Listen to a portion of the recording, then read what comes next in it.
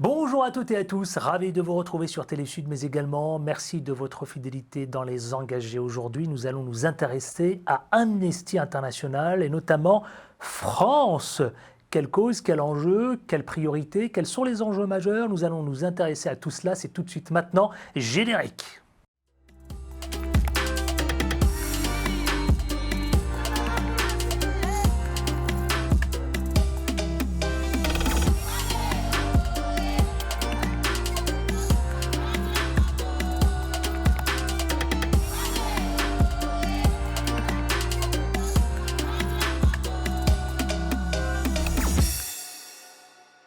Madame la Présidente, bonjour. Bonjour. Dans quel état d'esprit aujourd'hui? Vous êtes plutôt sereine, rebelle en ce moment, combative ou mitigée?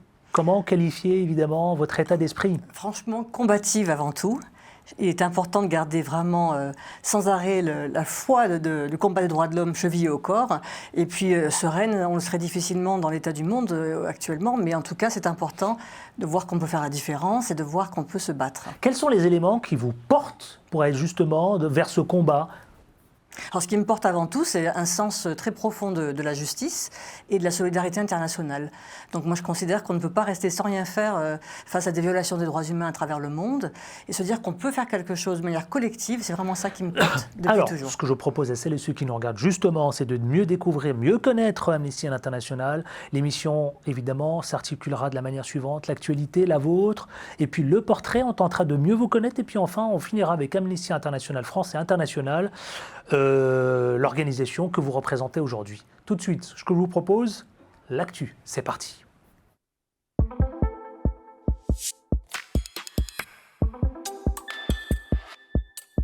Alors, Madame la Présidente, justement, on va parler, vous savez quoi, de votre actualité en ce moment, du moment, celle de l'Afghanistan, des réfugiés, vous savez, et on va démarrer cette émission avec l'actualité qui concerne donc les fuyants, ils ont fui la guerre, les Afghans. Il y a cette instabilité politique en ce moment même. En gros, vous m'arrêtez. J'ai quelques chiffres à vous soumettre. 2,6 millions d'Afghans, d'accord, qui sont réfugiés dans le monde. En France, ils représentent 41 000 personnes. Au total, 13% des réfugiés afghans arrivent en Europe. Essentiellement masculins et puis des jeunes, entre 20 et 30 ans. Est-ce que vous confirmez d'abord ces chiffres? Est-ce que vous confirmez qu'ils sont masculins et jeunes? Et est-ce que deviennent ces réfugiés afghans aujourd'hui? Alors, tout d'abord, ce que sont les hommes qui partent avant, c'est souvent en raison des risques que représente la traversée, le voyage, l'exil.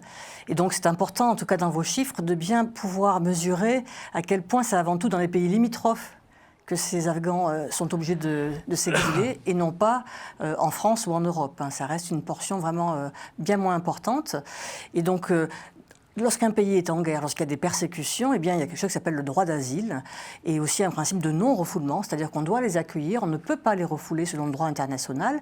Et là, récemment, lorsque le conflit a bien sûr pris d'autres proportions avec le retour des talibans au pouvoir, eh bien, ce sont à peu près 2700 personnes qui ont été accueillies en France, y compris des femmes d'ailleurs. Pourquoi? Parce qu'elles sont avant tout les premières cibles des talibans.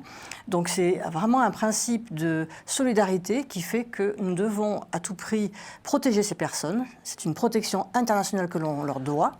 Oui. Et bien souvent, malheureusement, on entend des commentaires sur le fait qu'ils auraient fui en étant finalement lâches, en n'ayant pas combattu sur leur terrain. Bien moi, au contraire, ma réponse est de dire, lorsqu'il y a des persécutions à ce niveau aussi important, eh bien, il est tout à fait naturel pour ces personnes de vouloir trouver refuge. Et donc, c'est pourquoi c'est notre devoir, non seulement au niveau du droit, mais aussi un devoir moral, que de leur apporter une aide et une protection. Madame la Présidente, quelle place doit donner justement à ces réfugiés la France ? Bien, la France a les moyens d'accueillir davantage que 2700 personnes lorsqu'il y a une telle crise des droits humains. On sait que les talibans ont déjà commencé à persécuter de nouveau les femmes. Elles ont voulu manifester dans la rue avec beaucoup de courage, justement, et elles ont immédiatement été réprimées. Des femmes qui ont bien sûr créé des ONG depuis une vingtaine d'années. Il y avait un début de société civile, mais pas seulement des femmes, également des artistes, des journalistes, des universitaires sont particulièrement en danger aujourd'hui avec ce retour des talibans. Et c'est pourquoi Amnesty International et d'autres avaient établi des listes de personnes qui sont vraiment en première ligne, immédiatement menacées de mort, il faut bien dire les choses clairement, et c'est pourquoi nous avons rappelé ce devoir de respecter le droit d'asile. Et c'est ce que vous tentez de faire, d'accord, de les accompagner, en tout cas au mieux, auprès des différentes... En fait, ce que nous préconisons avant tout, c'est une répartition de cet accueil. Nous n'avons jamais dit que la France devait accueillir toute la misère du monde, selon l'expression consacrée. Ce que nous pensons, c'est que des pays qui ont davantage de moyens devraient faire davantage. Or, c'est le contraire qui se passe en ce moment. C'est plutôt en Turquie, au Liban, par exemple, que les populations à risque comme cela sont exilées. Donc, nous demandons qu'il y ait davantage de solidarité internationale et davantage de répartition en fonction des possibilités des pays. Il y a un mot qui revient régulièrement dans votre bouche, c'est le mot solidarité. Est-ce que la France est un modèle concernant la solidarité? Est-ce que ce n'est pas les Allemands qui sont devant nous? Bien, effectivement, l'Allemagne a fait preuve de beaucoup de générosité au moment de la crise syrienne. Ce n'est pas du tout le cas en France. Et c'est important aussi de dire qu'encore une fois, lorsqu'il y a répartition, et ça devient tout à fait raisonnable cet accueil, on peut avoir un accueil digne, c'est-à-dire avec des possibilités de s'intégrer. Donc ce à quoi nous faisons attention aussi, c'est ce que d'ailleurs a fait l'Allemagne, c'est que lorsqu'il y a accueil de réfugiés dans différentes villes, là aussi avec une bonne répartition, eh bien, il y a des possibilités d'apprendre la langue, de se former, parce que ce sont des personnes qui ont avant tout vocation à chercher une nouvelle vie, une vie dans la paix, une vie comme chacun devrait pouvoir la vivre finalement. Autre actualité, Cécile Caudrillot, dites-moi, on va parler de votre rapport. On est en plein dedans, c'est votre actualité d'ailleurs, ce rapport sur les enfants dans les conflits armés. Amnesty International, vous l'avez publié aujourd'hui même, un rapport sur les enfants pris dans le conflit dans la région donc, de Tillabéri au Niger. Que dit ce rapport? De quoi parle-t-il? Est-ce qu'on parle de violence? Est-ce qu'on parle d'exploitation? Est-ce qu'on parle de groupes armés? Est-ce qu'on parle d'enfants qui sont tués? On parle de quoi? De quoi parle votre rapport, Madame la Présidente? Un petit peu de tout cela. Les rapports de recherche, ça consiste à envoyer, donc, après avoir envoyé des chercheurs sur le terrain, à avoir interrogé des personnes, bien sûr, qui sont elles-mêmes directement victimes ou témoins de ces conflits au Sahel. Cela fait des années que ça dure, mais il y a vraiment eu une accélération depuis le début de l'année 2021. Donc, près de 60 personnes ont été interrogées parce que victimes, mais aussi des femmes, hommes et enfants, il faut le préciser, mais aussi, bien sûr, des personnes appartenant aux autorités ou également des ONG ou des personnes de l'ONU. Donc, le but est d'établir un rapport pour documenter ces violations qui sont absolument terribles. Et nous avons choisi de nous focaliser particulièrement sur les enfants parce qu'ils sont actuellement les premières victimes. C'est-à-dire que non seulement ces groupes armés islamiques, donc il y en a deux en plus qui sont en concurrence, si j'ose dire, les plus importants, et en guerre avec en conflit avec les autorités de ce pays, eh bien, en fait, ils ont malheureusement bien souvent recours à des enfants, c'est-à-dire qu'ils cherchent à les enrôler, soit de force, soit en leur promettant nourriture, argent, enfin ce qui leur manque, en fait. Et cela veut dire quoi? Ça veut dire concrètement que ces enfants n'ont plus accès à l'école. Et puis ces violations de plus en plus systématiques et généralisées font que même l'aide humanitaire fait défaut, alors qu'ils en ont grandement besoin. À quoi va servir ce rapport et à qui est-il destiné? Précisément. L'objectif de tous nos rapports n'est pas seulement d'établir des faits, même si c'est extrêmement important, c'est bien sûr de faire des recommandations. Alors, à qui? Tout d'abord à l'État, donc en l'occurrence au Niger, aux autorités nigériennes qui font bien trop peu pour protéger leur population civile, mais nous avons aussi des recommandations à la communauté internationale pour faire davantage en termes d'aide humanitaire. Et puis aussi, il faut savoir à quel point ces personnes, ces enfants, ont besoin d'un soutien psychologique, d'un soutien concret pour accès à l'école. Un manque d'accès aux soins a été très problématique, donc il faut aussi leur venir en aide sur ce plan-là. Donc les autorités font trop peu, donc il faut qu'il y ait une aide internationale, et bien sûr aussi à l'ONU, car il faut des enquêtes indépendantes en plus des nôtres ONG. Organisation non gouvernementale, il faut aussi que l'ONU elle-même enquête pour qu'il y ait une pression davantage, qui s'accentue davantage, si vous voulez, sur les autorités. Alors justement, ce que je propose à celles et ceux qui nous regardent, dans les engagés, on va proposer justement de découvrir les enfants exploités.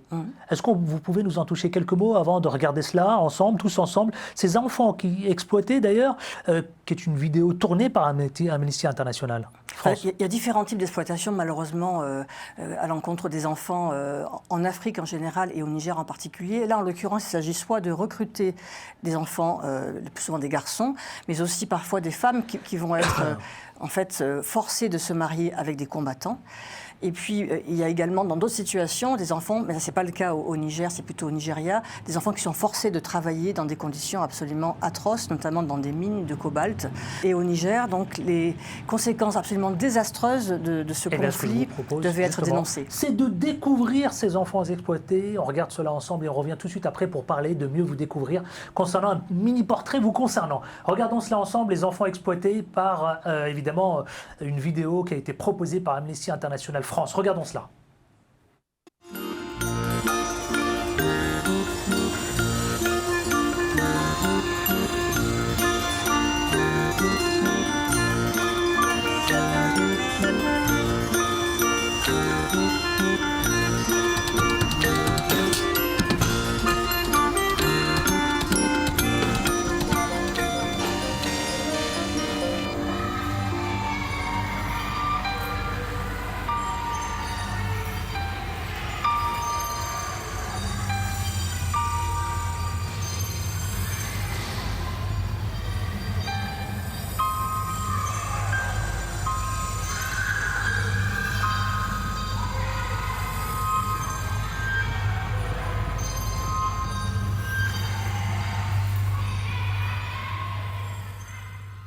Un pajarito se casò una noche de verano. Veronica è una bambina che ha molta fantasia, ma non ha amici, perché non è mai uscita di qui.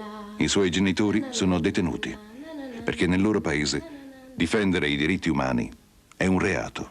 Qualcuno permette che queste cose continuino a succedere. Nel 1988. Lo permetti anche tu? Oppure sei con Amnesty? Amnesty International, in difesa dei diritti dell'uomo. If you think the days of child soldiers are over, think again.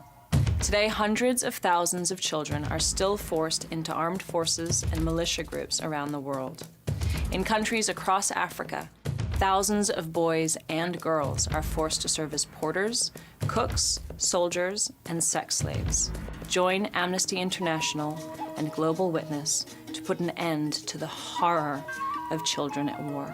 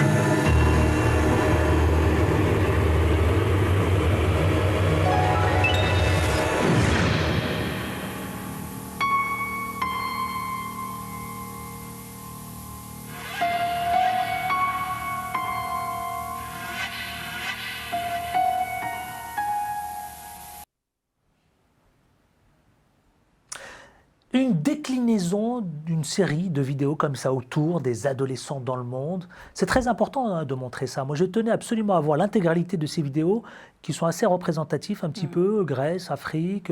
Ça, c'est important pour vous, chez Amnesty International. La communication, ça joue un rôle clé parce que ça peut justement susciter l'émotion, la réflexion et donc l'engagement, on l'espère.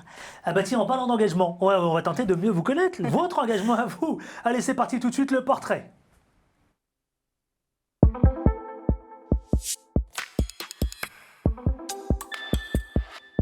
Alors, dans le portrait, justement, Madame la Présidente, Cécile Coudriou, en quelques minutes, quelle est votre sensibilité? Engagement, évidemment, et cette sensibilité, cette fibre, comment elle se traduit? Déjà, c'est très ancien. C'est vraiment très très jeune déjà que j'avais une espèce d'allergie viscérale à l'injustice. Je ne pouvais pas rester inactive par rapport à ça. Et l'engagement Amnesty International, ça a été plus progressif, on va dire. Ça fait plus de 20 ans maintenant. Et c'est à la fois, oui, c'est ce fait de se dire, mais je ne peux pas imaginer ma vie quotidienne sans penser à ça. Vous aviez quel âge? Quand j'ai commencé à m'y intéresser, j'étais au collège. Au collège déjà? Au collège? Ouais, absolument. Au collège déjà, grâce à une de mes enseignantes d'ailleurs. Et après, je suis devenue enseignante moi-même. Grâce à qui? Une enseignante? Une enseignante de collège. Vous étiez où, en 6e, 5e, 4e? J'étais en 5e précisément. En 5e? C'est tôt? Tout à fait. Et donc, oui, je ne sais pas d'où ça vient. C'est quoi cette anecdote avec C'était en fait une enseignante qui avait parlé d'Amnesty International pendant son cours. C'était une enseignante en histoire. Donc, ça m'avait vraiment touchée. Ça vous a marqué? Oui, exactement. Ah, donc, c'était comme une petite graine que ça a planté dans mon esprit. Puis, des années plus tard, je me dis, tiens, en fait, je vais vraiment rejoindre un groupe local, parce qu'on en a des centaines en France. Il y a aussi des antennes jeunes pour les jeunes. Et donc, aujourd'hui, ce qui est assez marrant, c'est que je me retrouve dans une antenne jeune. Présidente aujourd'hui? Présidente, mais aussi en dans 5e. Oui, oui. On vous parle d'Amnesty International et aujourd'hui, vous êtes présidente, la patronne d'Amnesty International France. Mais je suis présidente, mais je suis aussi enseignante. Et enseignante en plus. Et en fait, sur mon campus de Sorbonne Paris-Nord, donc le campus de Villetaneuse, eh bien, je continue aussi sur le terrain à sensibiliser aux droits humains et à aider en fait les jeunes étudiants à faire des projets pour ça. C'est vrai que c'est quand même assez incroyable. Est-ce qu'on peut qualifier ça de coïncidence ou de un parcours finalement? J'appelle ça un cheminement, effectivement. C'est un cheminement. Ben oui. Je pense qu'il y a vraiment deux solutions quand on est confronté à l'état du monde. Soit on se résigne, on est un peu apathique, on se dit qu'on ne peut rien faire. Soit, au contraire, on se dit, bon, c'est vraiment terrible, mais c'est l'effet colibri, quoi. On va peut-être une petite goutte d'eau par une petite goutte d'eau sur l'incendie, on va essayer de faire quelque chose. Alors, Madame la Présidente, justement, est-ce qu'il y a des personnalités dans le monde qui vous ont frappé, qui vous parlent, qui vous ont secoué, qui vous ont interpellé dans le monde, bien sûr, parmi ces grandes personnalités engagées? Alors, justement, en parlant d'injustice, encore une fois, je pense à l'injustice raciale, et c'était l'histoire de Rosa Parks qui m'avait beaucoup marqué, et bien sûr le mouvement Martin Luther King. Donc ça, c'est une des premières choses qui m'a frappée. Et puis ensuite, j'ai fait aussi des recherches et du travail sur l'Afrique du Sud quand j'étais à l'université. Donc Mandela est bien sûr un modèle. Nelson Mandela. Voilà, et puis aussi grand. Gandhi. Donc souvent, c'est un rapport avec la non-violence. Moi, j'apprécie beaucoup Amnesty International pour son combat basé aussi sur la non-violence, en plus d'être basé sur le droit. Remarquez, ça va ensemble. Ça va ensemble. Et donc, le fait d'avoir à la fois de la rigueur par rapport au fait que c'est basé sur le droit, mais aussi cette espèce de côté humaniste. On est vraiment un mouvement de militants. On est un mouvement de personnes qui se disent chaque fois, ça me concerne, même si ça se passe à l'autre bout de la planète, ça me concerne ce qui se passe et j'ai envie d'agir de plein de façons différentes. Ça peut être une signature de pétition, mais ça peut être tellement plus, justement, comme en étant engagé au quotidien, et ça peut être quelque chose de collectif à travers un groupe ou à travers, comme c'est mon cas, l'équipe qui dirige aujourd'hui Amnesty International France. Madame la Présidente, aujourd'hui, c'est Amnesty International que vous dirigez. Est-ce que ça aurait pu être une autre ONG? Non. Non. Franchement, vous avez été ferme dans votre réponse, hein, j'ai bien compris. C'est vraiment les principes fondamentaux auxquels je suis tellement attachée. Donc, je l'ai déjà dit, la solidarité internationale, le fait de ne pas seulement regarder près de chez soi, mais également le reste du monde, ça je suis très attachée. L'indépendance financière, ça c'est très très important. L'impartialité, dans un monde où c'est de plus en plus binaire, on est pour, on est contre. Nous, on est vraiment dans l'impartialité sur la base du droit. Donc ça m'a beaucoup plu. Et puis aussi le fait qu'on est dans cette association à cœur d'appeler à l'action, mais aussi à la réflexion. C'est pas du tout antinomique. C'est-à-dire que si on a un engagement qui est moins ponctuel, on va dire, on peut vraiment participer aussi à la vie démocratique du mouvement, réfléchir à ce à quoi on devrait travailler demain et après-demain avec une ONG des droits de l'homme. Donc c'est vraiment ça que j'avais tout à fait en tête quand j'ai décidé de m'engager de manière beaucoup plus intense à Amnesty International. Maintenant qu'on vous connaît un peu mieux, alors, évidemment, on va tenter de mieux connaître votre ONG, votre organisation. C'est tout de suite, évidemment, virgule, jingle, c'est parti.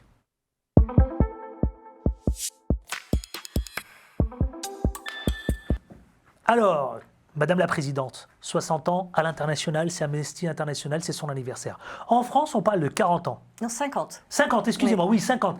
40 ans, c'est encore autre chose, c'est l'abolition. D'accord ? L'abolition en France de la peine de mort. Absolument. Mais nous avons 50 ans. Les 50 ans en France, est-ce qu'il y a eu un anniversaire? Est-ce que vous l'avez fêté? Est-ce que vous l'avez marqué? Et sous quelle forme? Alors au départ, bien sûr, on l'a fêté sous forme virtuelle, comme tout le monde, Covid oblige.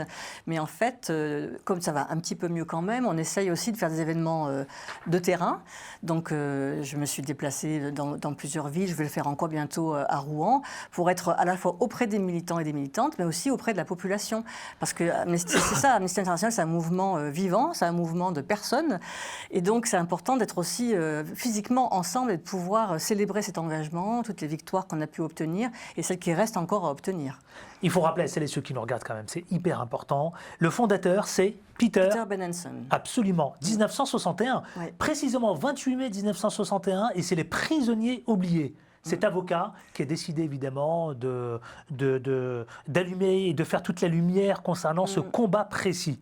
60 ans après, 50 ans en France, après, est-ce que l'esprit Amnesty International et surtout l'esprit de cet avocat, Peter Benenson, est toujours présent, actif?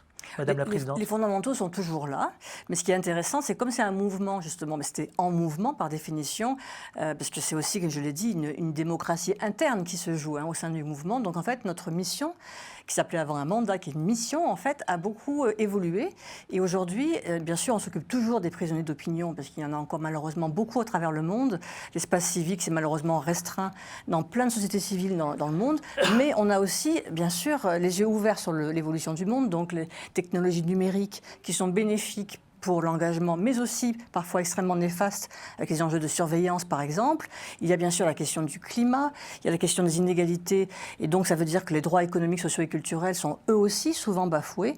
Donc ça fait une sorte de palette qui reflète la Déclaration universelle des droits de l'homme de 1948, qui a toujours été notre fondement, mais avant on n'était vraiment que sur un champ restreint qui était les prisonniers d'opinion. Et aujourd'hui on considère que toutes les violations des droits de l'homme finalement sont interconnectées, et que pour avoir plus d'impact, il est important d'être vraiment aux prises avec la réalité de toutes ces violations et d'essayer de faire en sorte, avec les méthodes de toujours, c'est-à-dire la recherche, puis la mobilisation, le plaidoyer auprès des autorités, essayer de faire bouger les lois, de faire changer la vie des personnes. Bousculer même parfois. Alors bien sûr, parfois on peut avoir un ton un petit peu plus offensif, mais on est quand même avant tout une ONG qui va faire du plaidoyer auprès des autorités en les rappelant à leurs engagements finalement, et aussi faire une sensibilisation de l'opinion publique, être plus près du terrain pour faire en sorte qu'on soit de plus en plus à défendre les droits humains tous ensemble. Madame la Présidente, quels sont les défis majeurs qui vous attendent là, dans les prochaines semaines, dans les prochains mois? Alors je disais à l'instant, évidemment l'urgence climatique, elle a un impact sur les droits humains qu'il ne faudra pas oublier. D'abord le droit à la vie, tout simplement, parce qu'il y a des gens qui peuvent mourir à cause de ces catastrophes dites naturelles, mais aussi le droit au logement, le droit à l'éducation. Il y a une sorte de réaction en chaîne parfois avec l'urgence climatique sur les droits humains. Et puis évidemment, il y a aussi cette dérive autoritaire dans bien des pays, y compris parfois des pays qui se disent démocratiques, à cause de ce qu'on appelle la menace terroriste. Donc il y a évidemment aussi des dérives de risque en fait d'aller trop loin et de finalement bafouer les droits humains au nom de cette recherche de sécurité. Donc ça reste un enjeu majeur pour nous que la lutte contre le terrorisme, qui bien sûr est légitime en soi, ne donne pas lieu à des violations des droits humains. Oui. Et donc aussi le fait qu'il y ait ces dérives autoritaires dans bien des pays fait que la liberté d'expression, le droit de manifester sont encore des droits largement bafoués partout. Mais il y a également ces questions de discrimination et d'inégalité dans bien des domaines qui fait qu'on va devoir mettre les bouchées doubles. Et la stratégie mondiale qu'on vient juste d'adopter ce week-end, eh bien, on va faire en sorte qu'il y ait ces deux grandes priorités. Liberté fondamentale, donc expression, manifestation notamment, mais aussi la question donc, des inégalités, la question du rejet de l'autre, que ce soit par rapport aux réfugiés, des par rapport à... Alors des inégalités dans l'accès aux droits, que ce soit pour notamment les réfugiés, que ce soit pour les personnes LGBTI à travers le monde, que ce soit pour des minorités religieuses et ethniques par exemple. Donc ça c'est vraiment un combat majeur pour Amnesty, qui est malheureusement un combat toujours aussi nécessaire. Allons découvrir un petit film qui plante le décor justement d'Amnesty International. On le regarde et on se retrouve tout de suite après pour clore un peu cette émission ensemble. D'accord. Allons-y, tout de suite, regardons cela ensemble. Dentro del cuartel militar, yo estuve en una habitación cerrada. Δυσυμπολιμένοι γυναίκα τη δικιά μου τη χτυπάγανε δεκάτα. Και χτυπάγανε άλλος με ξύλα, άλλος με κλουτσές. Je me rappelle le cas de jeunes médecins dans la ville de Alep. Ils ont été enlevés, ils ont été torturés, leurs corps ont été par la suite brûlés. We cannot hide the reality of the world we live in.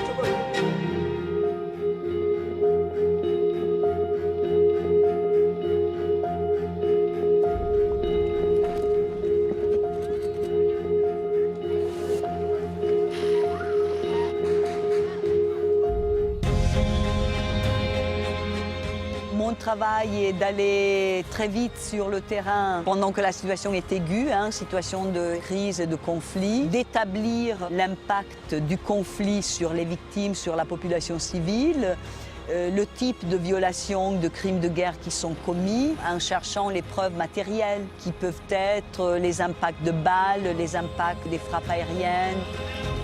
J'écris les informations, je fais des dessins, je prends les coordonnées GPS, je prends des photos, des vidéos.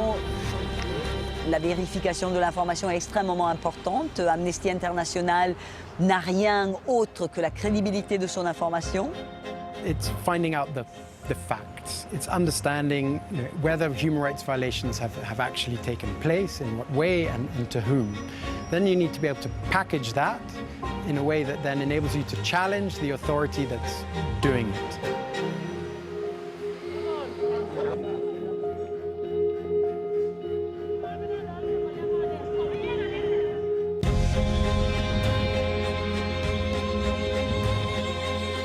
Our history is based on being in the media. Amnesty International can spend months pulling together very in-depth, comprehensive reports on human rights issues. It's our job to make that into a package for the media and sell it to the media so that we can try and get really strong coverage that alerts the world to this big issue, which may not be something that's in the headlines today, but we want to make it a headline issue. It's our job to make it count when it's about human rights. If you can connect one individual who's in trouble with millions of people who care about that individual, you can change things. On vient de découvrir donc ce film qui raconte, qui nous met en immersion totale, chez vous d'ailleurs, chez Amnesty International. Est-ce que vous voulez rajouter peut-être quelques éléments concernant ce film ? J'aime beaucoup cette vidéo, je trouve qu'elle résume très bien l'esprit d'Amnesty International et puis toute la méthode qui est la nôtre, c'est-à-dire d'avoir d'abord des chercheurs sur le terrain, vraiment une recherche indépendante. Puis ensuite, cette recherche, elle devient aussi vivante parce qu'elle est, Oui. elle est en fait relayée par les médias, donc ça c'est un chaînon très important. Et puis après, on a un mouvement de militants. Donc ce qui est important, c'est que partout dans le monde, puisqu'on est 10 millions dans le monde, on est 120 000 en France, eh bien ces actions soient relayées concrètement auprès de la population, mais aussi auprès des autorités. Et c'est comme ça qu'on peut véritablement avoir un impact, créer de nouvelles lois, continuer d'écrire le droit international, faire en sorte que les droits humains soient de manière universelle de solliciter respectés. aussi les autorités, les politiques, l'Élysée, continuer à faire ce qu'on appelle du lobbying. Exactement, le plaidoyer en fait, pour faire en sorte que les autorités sachent que sur la base de nos recherches, on a vraiment des preuves absolument irréfutables du fait qu'elles n'ont pas respecté les droits humains, ou si ce n'est pas elles qui sont concernées, elles peuvent faire pression sur les États qui, eux, ont violé les droits humains. En quelques secondes, qu'est-ce que je peux vous souhaiter ? Alors, ce qu'on peut nous souhaiter, c'est de ne plus être utile un jour, qu'Amnesty International n'ait plus que vocation à disparaître parce que les droits humains seraient respectés partout dans le monde. Mais en attendant, ce n'est pas exactement cela qui se passe. Au contraire, trop de personnes et trop d'États, finalement, continuent de nier le côté universel des droits humains. Donc, il faut être de plus en plus nombreux pour les défendre. Il faut vraiment qu'on soit encore plus que 10 millions à travers le monde et 120 000 à travers la France. Et plus on sera nombreux, plus on pourra convaincre autour de nous à quel point les droits humains sont vraiment la clé et qu'il faut construire un monde où on les respecte davantage. Cécile Coudriou, merci infiniment. Vous êtes Merci la patronne d'Amnesty International. Merci Madame la Présidente d'avoir été dans Les Engagés.